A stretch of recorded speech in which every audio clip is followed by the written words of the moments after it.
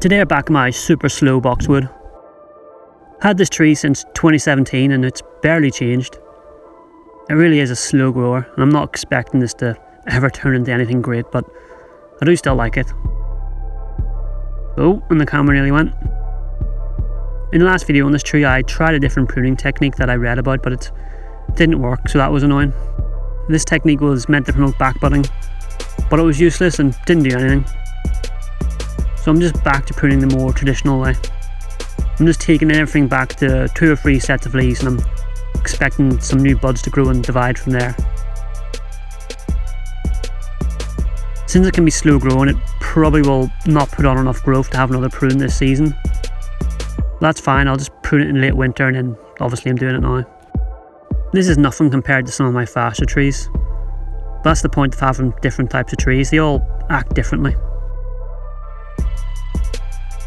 Even after pruning this, it doesn't even look like it's changed much.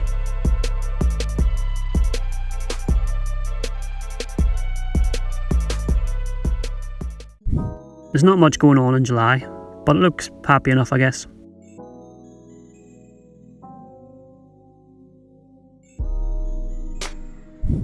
Same for August. You can see some areas have started to bud out with new growth. It is growing, just so slowly.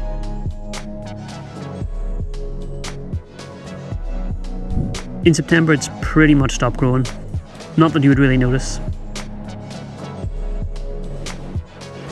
There is no colour change in October as it's an evergreen, so it's just going to remain like this until spring.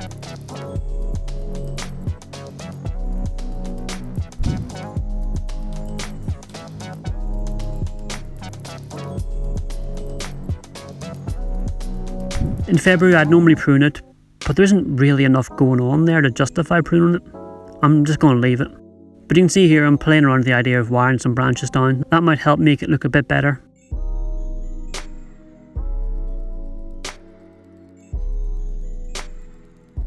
In March there's not a lot going on. This tree is always slow to wake up, but as soon as it does I'm going to repot it. And it's been in this pot for 2 years now. I know it's slow growing, but the roots are actually a bit more active and actually pretty cool. You can't really see it here, but in April it is starting to wake up. So it's time for the repot.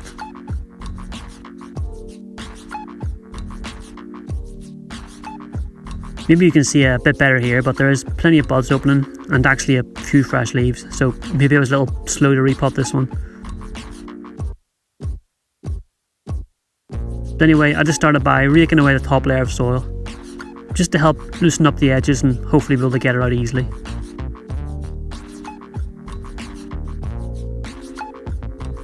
This pot hasn't got one of those stupid lips around the edge, so it came out pretty easily. And now you can see why I love boxwood roots. The roots are kind of aggressive growers, and they are kind of thick, but not in a bad way. It means they just untangle really easily. When you have good loose soil like I use, you can just basically sort everything out really quickly with your hands. You don't need to be raking around for half an hour to get everything out. This tree wasn't fully pot bound, but I think I timed it right.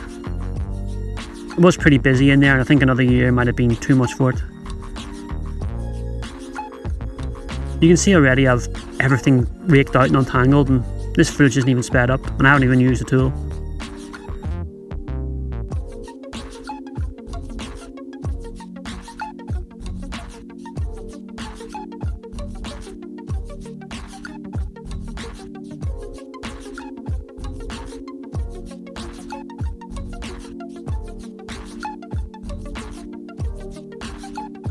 You can also see it has a good flat base. These trees are pretty much trouble free when it comes to the root system. Once they get going, they only get better with time. I can't think of any other tree that behaves this well with its roots. So really it just needs a quick trim and it's all done. I really wish more trees were like this.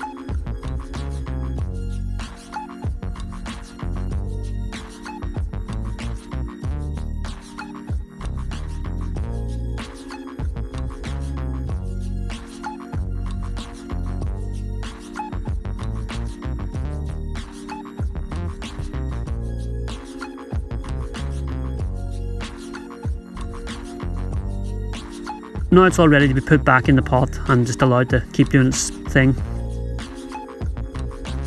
There is a tiny bit of root flare, but really the trunk is just pencil thin, so it's not really too impressive.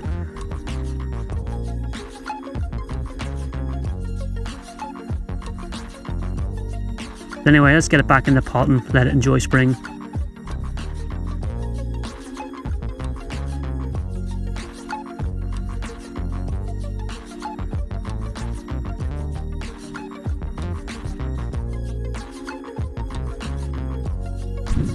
And here we are now.